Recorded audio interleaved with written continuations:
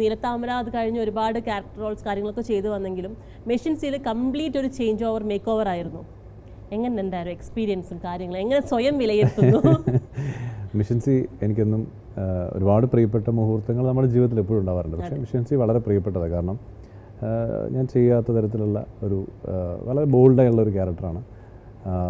ശരിക്കും സിനിമയിലെ ഒരു സ്ക്രീൻ സ്പേസ് കുറച്ചേ ഉള്ളൂ, എങ്കിലും സിനിമയെ സംബന്ധിച്ച് നമ്മൾ എത്ര ലെങ്ത് ഉണ്ടെന്നൊക്കെ ഉള്ളത് പിന്നാണ്.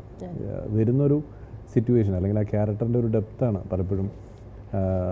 ഒരുപക്ഷെ നമ്മൾ വേണമെങ്കിൽ മൊത്തം ഒന്ന് കേട്ടിട്ടൊക്കെ ഇത് കുറച്ച് സമയം വരുന്നുള്ളൂ വേണോ എന്നൊക്കെ ചിന്തിക്കാവുന്ന ഒരു ക്യാരക്ടറാണ്. പക്ഷേ എനിക്ക് തോന്നുന്നൊരു നടൻ്റെ ധർമ്മം അതല്ല. ഒരു സംവിധായകൻ ഒരു കഥാപാത്രത്തിന് വിളിക്കുമ്പോൾ നമ്മളത് വിശ്വസിച്ച് ചെയ്യുക എന്നുള്ളതാണ്. ചിലപ്പോൾ നമുക്ക് അതിൻ്റെ പേരിൽ എന്താ പറയുക നമ്മളത് ചെയ്ത് കഴിഞ്ഞാലേ അറിയുള്ളൂ. അപ്പോൾ ഞാൻ പിന്നെ വിനോദേട്ടനോട് എനിക്ക് വളരെ വർഷങ്ങളിലായുള്ള പരിചയമുണ്ട്.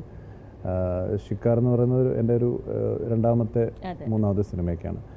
അപ്പോൾ ഞാൻ കാട്ടിൽ വെച്ച് പരിചയപ്പെട്ട ആളാണ് വിനോദേട്ടൻ.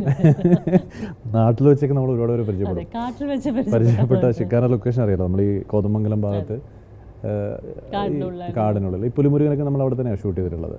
എനിക്കൊന്ന് അന്ന് ഭയങ്കര പ്രയാസം നമുക്ക് അവിടെയൊക്കെ പോകാൻ, വളരെ ജീപ്പിലൊക്കെ കയറിയിട്ടാണ് പോകുന്നത്. അപ്പോൾ അന്ന് ലാലേട്ടനൊപ്പം ആദ്യമായിട്ട് അഭിനയിക്കുന്നു എന്നൊക്കെ പറയുന്ന ഒരുപാട് ത്രില്ലുകളുണ്ട് നമുക്ക് ആ സിനിമയ്ക്ക്. അപ്പോൾ അങ്ങനെ ഉള്ളൊരു സമയത്ത് ഞാൻ ഇന്നും ഓർക്കുന്നു. ഞാൻ ചെല്ലുന്ന സമയത്ത് ഞാൻ എൻ്റെ ഷൂട്ട് തുടങ്ങുന്നതിന് മുമ്പ് ഞാൻ അവിടെ എത്തിയിരുന്നു. ഒരു പാട്ടൊക്കെ എടുക്കുന്ന സമയത്താണ് ഞാൻ ഇവരെല്ലാം പരിചയപ്പെടുന്നത്. അങ്ങനെ ഞാൻ പരിചയപ്പെട്ട ഒരാളാണ് വിനോദ്. അന്ന് മുതലേ നമ്മളോട് വലിയ സ്നേഹവും കരുതലും നൽകിയിട്ടുള്ള ആളാണ്. അപ്പോൾ അദ്ദേഹം അതിനു മുമ്പ് അദ്ദേഹം 2 സിനിമ ചെയ്തിട്ടുണ്ട്, അതിലൊന്നും എന്നെ ക്ഷണിച്ചില്ല. തീർച്ചയായിട്ടും അങ്ങനെ അദ്ദേഹത്തിൻ്റെ 3ാമത്തെ സിനിമയാണിത്. അതിൽ എനിക്കൊരു നല്ല വേഷം നൽകി എനിക്ക് വേണ്ടി ഒരുപാട് നിന്നൊരാളാണ്. പ്രത്യേകിച്ച് ആ സിനിമയുടെ പോസ്റ്ററൊക്കെ വന്ന സമയത്ത് കുറച്ച് തമാശകളൊക്കെ ഉണ്ടായിട്ടുണ്ട്, നമുക്കെല്ലാവർക്കും അറിയാം. അപ്പോൾ ആ സമയത്തൊക്കെ എനിക്ക് വേണ്ടി ഒരുപാട് നിന്ന ഒരാളാണ്. അപ്പോൾ അങ്ങനെ നമുക്ക് വളരെ പ്രിയപ്പെട്ട ഒരാളാണ്. എന്നെ സംബന്ധിച്ച് എനിക്ക് ആ സിനിമയുടെ ഒരുപാട് പ്രത്യേകതകളുണ്ട്. പ്രത്യേകത എന്ന് പറയുമ്പോൾ നമ്മൾ സ്വാഭാവികമായി നമ്മളെല്ലാവരും ഈ പ്രൊമോഷൻസിൽ പറയും വളരെ വ്യത്യസ്തമായ ക്യാരക്ടർ, അങ്ങനെയല്ല ഞാൻ പറയണേ. എന്നെ സംബന്ധിച്ച് ഞാൻ ആദ്യമായിട്ട് RT-PCR ചെയ്തിട്ട് പോയ സിനിമയാണ്.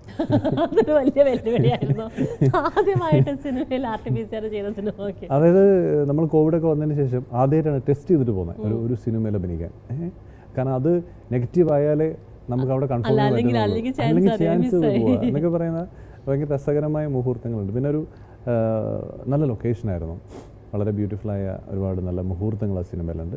തീർച്ചയായിട്ടും എൻ്റെ പ്രിയപ്പെട്ട ഒരു കഥാപാത്രം തന്നെയാണ് എനിക്ക് വിനോദേട്ടൻ നൽകിയിട്ടുള്ളത്. അപ്പോൾ പ്ലസ് ഈ സിനിമ കണ്ടവർ, ഈ സിനിമയ്ക്ക് താങ്ങും തണലുമായി നിന്ന് ഒരുപാട് പേർ, ഒരുപാട് പ്രതിസന്ധികളിലൂടെ പോയിട്ടുള്ളൊരു സിനിമയാണ്. ഒരു കൊച്ചു സിനിമയാണത്. നമ്മളങ്ങനെ വലിയ അവകാശവാദങ്ങളൊന്നും ഒരിക്കലും പറയാൻ പാടില്ലാത്തൊരു സിനിമയാണ്. പക്ഷേ ആ സിനിമയ്ക്ക് ഒരു വലിയ ജേണി ഉണ്ടായിരുന്നു. എന്തായാലും വലിയ സന്തോഷം.